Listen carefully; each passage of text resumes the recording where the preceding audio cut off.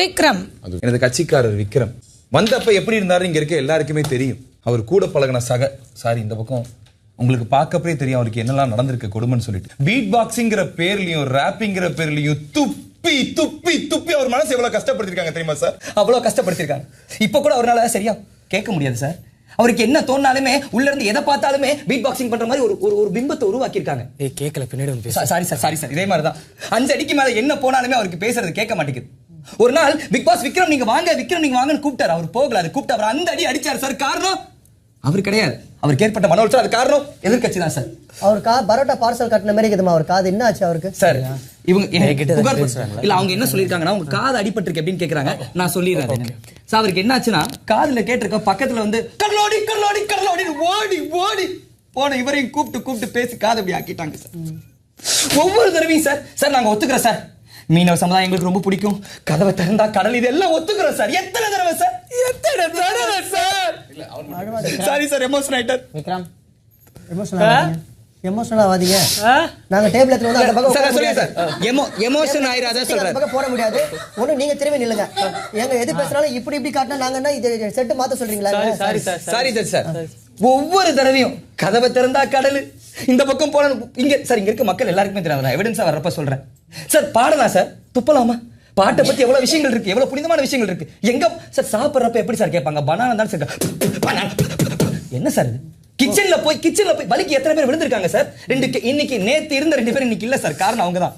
கால் உடைஞ்சு போயிட்டாங்க வெளியே சார். இவங்களோட ஸ்டாட்ஸாவே பயன்படுத்துற விஷயம் என்ன அப்படின்னு பாத்தீங்கன்னா போறப்ப யாரும் நடந்து போயிட்டு அப்படி துப்பிட்டு போயிடுறாங்க சார். அதை வலிக்கு விழுந்து வெளியே போன எத்தனையோ பேர் இங்க இருக்காங்க. அப்ப வந்து இவங்க சக போட்டியாளர்களை வந்து எலிமினேஷன் பண்றது இப்படி பண்ணாங்க. ஆமா சார் அதான் சொல்லிட்டு இருக்கேன். எலிமினேஷன் அவங்க வாயில சொல்லி பண்ணிருப்பாங்க. துப்பி சில பேருக்கு கிருமி பரப்புறதெல்லாம் வச்சிருக்காங்க. சாப்பிடறப்ப துப்பிட்டு போயிடுறாங்க சார்.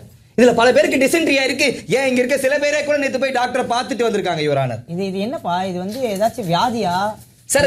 இது அது அவங்களோட வியாதி இல்ல. அவங்க வித்தங்கிற பேர்ல மத்தவங்க எல்லாத்தையும் தொந்தரவு படுத்துறாங்க சார். உண்மை அதுதான். இங்க மாதிரி ஒவ்வொருத்தரையும் மனசாலையும் அவங்களோட சார் இதுக்கு மேல சொல்ல முடியும். அவங்களுக்கு கத்து குத்து தூண்டி விட்டவங்க எவனா இருக்காங்களா ஐயா? சார் இருக்காங்க சார்.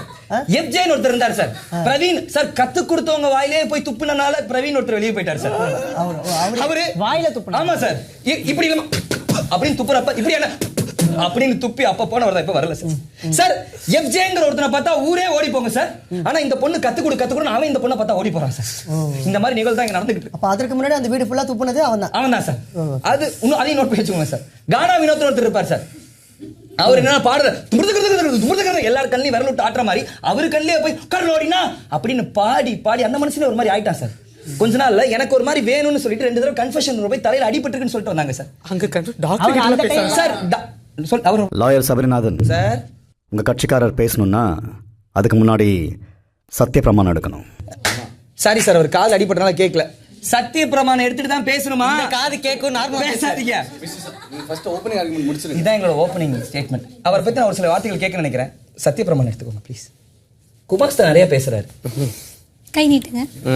நான் சொல்வதெல்லாம் உண்மை. இந்த பக்கம் சொல்றீங்களா? நான் சொல்வதெல்லாம் உண்மை. நான் சொல்வதெல்லாம் உண்மை. உண்மை தவிர வேற எதுவும் இல்லை. நம்ம இந்த கேஸ்ல மட்டும் கொஞ்சம் டிஃபரெண்டா போவோம். நீங்க இந்த சைடு வந்து நின்றுங்களேன். ஏன் உங்களுக்கு இந்த சைடு கேட்க மாட்டேங்குது. பேசினா ஒரு மாதிரி இருக்கு. நீங்க இந்த சைடு வந்துருங்க. ரொம்ப யோசிச்சிருப்போம் ஏதாச்சும் பண்ணலாம்னு இருந்தோம். சரி ஓகே நீங்க அப்படியா? சரி ஓகே சரிமா. நீ வாங்கம்மா. நீ வர ஜோசியம் பாருமா. சொல்லுமா. நான் சொல்வதெல்லாம் உண்மை. எனக்கு இது கேக்குங்க. நான் சொல்வதெல்லாம் உண்மை. உண்மை தவிர வேற எதுவும் இல்லை. உண்மை தவிர வேற எதுவுமே இல்லை. நன்றி. சத்தியம் வாங்கம்மா. நன்றிலாம் சொல்ல வேணாப்பா. நன்றிலாம் சொல்லாத போறோம். நன்றி சொல்லாத இங்க பல கேஸ் வேற மாதிரி மாறி இருக்கு சார். சார் கேட்டா தானே பேசணும். உங்களுக்கு நடந்த விஷயங்களை பத்தி நீங்க சொல்லுங்க. என்ன ஆச்சு இந்த காதுக்கு? என்ன சார் எனக்கும் ஆசை தான் கலையெல்லாம் என்கரேஜ் பண்ணணும். கலை என்கரேஜ் பண்ண முடியாது. பண்ண முடியாது. கஷ்டம் தான். ஆனா அப்படி போயிட்டனால என்னால அவருக்கு என்கரேஜ் பண்ண முடியல. கலையோட ஒரு குட்டி வருஷனா நான் சுபிக்ஷாவை பார்த்தேன். அவளுக்கு கலையா குட்டியா தானே பாருமா. அதோட இவங்க குட்டியா என்ன சொன்னீங்க? கலை விட்டு போயிட்டான். ஸோ இவங்க கிட்ட இருக்க டேலண்ட்டு நான் எப்படியாச்சும் என்கரேஜ் பண்ணணும். இவங்க கிட்ட இருக்க டேலண்ட்டை எப்படியாச்சும் என்கரேஜ் பண்ணணும்னு நினைச்சுதான் நான் ஸ்டார்டிங்ல அவங்க எவ்வளோ கேவலமா பாடுறாங்க. சார் கூப்பிடுறாரு. கேஸ் நாங்க எடுக்கிறோம். நாங்க கேஸ் நாங்க தான் கேஸ் பார்க்கறோம். அதான் சார் ஸ்டார்டிங்ல அவங்களை என்கரேஜ் பண்ணலாம். அதனால அவங்க எவ்வளோ கேவலமாக பாடினாலும் நல்லா இருக்கு நானும் மண்டையை ஆட்டிகிட்டே இருந்தேன் சார். சரி சொன்னா போயிடுவான்னு நினச்சேன் சார். இவன் மட்டும்தான் நல்லா இருக்குன்னு சொல்கிறான்னு என் முன்னாடியே வந்து மூஞ்சிக்கிட்டே பாடின்னு இருப்பாங்க சார். நானும் sir A R Rahman sir Sona Pariya இவ்வளோ தடவை கேட்டிருக்க மாட்டாங்க சார். இப்போ பாருங்களேன் சோனா பரியா பாருங்க சார் எல்லாருக்கும் படம் ஆயிடுச்சு சார். அதை பாடல எல்லாரும் பாடுறாங்க சார். அது மட்டும் இல்ல சார், இன்னும் கொஞ்ச நேரம் எதுக்கு இருக்கேன்னு கேக்குறேன். இந்த ஒரு பாட்டே தான் பாட போறீனா எதுக்கு இருக்க என்னால தாங்க முடியல சார். சரி அதுக்கப்புறமா சொந்தமா நான் பாட்டு எழுத போறேன் அப்படின்னா அபாடி ஏஆர் ரஹ்மானும் தப்பிச்சாரு நாங்களும் தப்பிச்சோன்னு நினைச்சா ஏழை ஏழை வாழ நான் வந்தேன் கடலை ஆளன்னு ஒரு தடவை சொன்னான். ஐயா நல்லா இருக்கே ஹுக்கு நல்லா இருக்கேன்னு தெரியாதனமா சொல்லிட்டேன் சார். அந்த ஹுக்க ஒரு கொக்கியா என் மேல போட்டு 200 தடவை 1 ஹவருக்கு ஏழை ஏழை வாழ நான் வந்தேன் கடலை ஆள ஏழை ஏழை வாழ நான் வந்தேன் கடலை ஆள ஏழை ஏழை வாழ நான் வந்தேன் கடலை ஆளனா சார் கடலை ஆழத்துக்கே நான் போயிடலாம். விக்ரம் ஐயோ விக்ரம் இப்ப உங்க கூட வந்திருக்கவங்க எல்லாரும் அவங்க ஃபேமிலி மெம்பர்ஸா? இல்ல சார் எல்லாருமே பாதிக்கப்பட்ட மக்கள். இங்க அதிகமா பாதிக்கப்பட்டவன் தான் நான் அவங்களோட ரெப்ரசன்டேட்டிவா தான் நான் இங்க நின்று இருக்கேன். இருக்கடா இல்லையா? அத பாருங்க சார் எல்லாம் அப்படியே ஒரு அவங்க ரொம்ப ஃபேமஸான சிங்கரா? யாரு அவங்க இப்போ சரி சுபிக்ஷா அவங்க ஃபேமஸான சிங்கர். அப்போ எப்படி அவங்க பாட்டு இவங்க எல்லாருக்கும் தெரிஞ்சிருக்கு? எல்லாரும் காதுலயும் போய் பாடிக்கிட்டே இருக்கா. சரி இப்பயும் சொல்றோம் அவங்க பாடுறது தப்பு சொல்ல சார். நல்லா இருக்குன்னு சொன்னதுக்கு அப்புறம் நீங்க என்ன பண்ணுவீங்க? நல்லா இருக்குன்னு விட்டுறலாம்ல சார். வேலை வேலை வேலை வேலை வேலை என்ன சார் வள வளன்னு வளர்க்குறாங்க. ஆமா சார் வளர்த்துக்கிட்டே போறாங்க. அவங்க டேலண்ட்டை வளர்க்கட்டும் சார். எனக்கு ஒன்றும் பிரச்சனை இல்லை. ஒரே பாட்டை ஒரு தடவை கேட்கலாம் 2 தடவை கேட்கலாம் வாரம் உள்ள 1000 தடவை கேட்டதுக்கு அப்புறம் திருப்பி வீக்கெண்ட்ல போயிட்டு பாடும் போது எக்ஸைட்டிங்கா இருக்கிற மாதிரி நாங்க நடிக்கிற கஷ்டம் எப்படி சார் இருக்கு எக்ஸைட்டிங்கா? அழாதீங்கம்மா. சேது சார் கிட்டே சொல்லிருப்பாங்க சார்.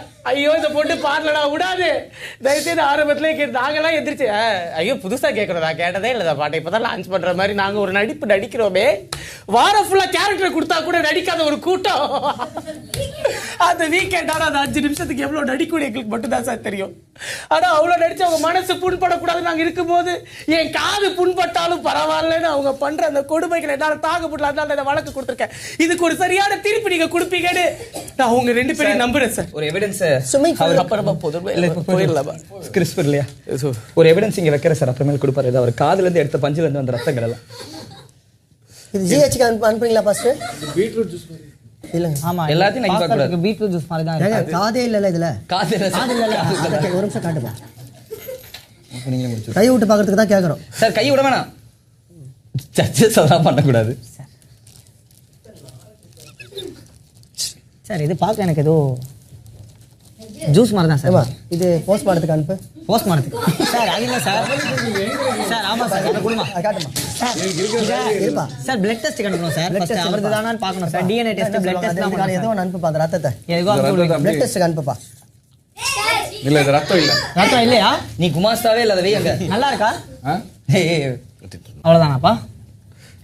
அவ்வளவுதானான்னு கேக்குறாரு. அவ்வளவுதானா கேக்குது இல்ல? அவ்வளவுதான். ஓகே நீங்க போய் உட்காந்துருங்க. ஏதா கிராஸ் ஏதாச்சும் இருக்காமா?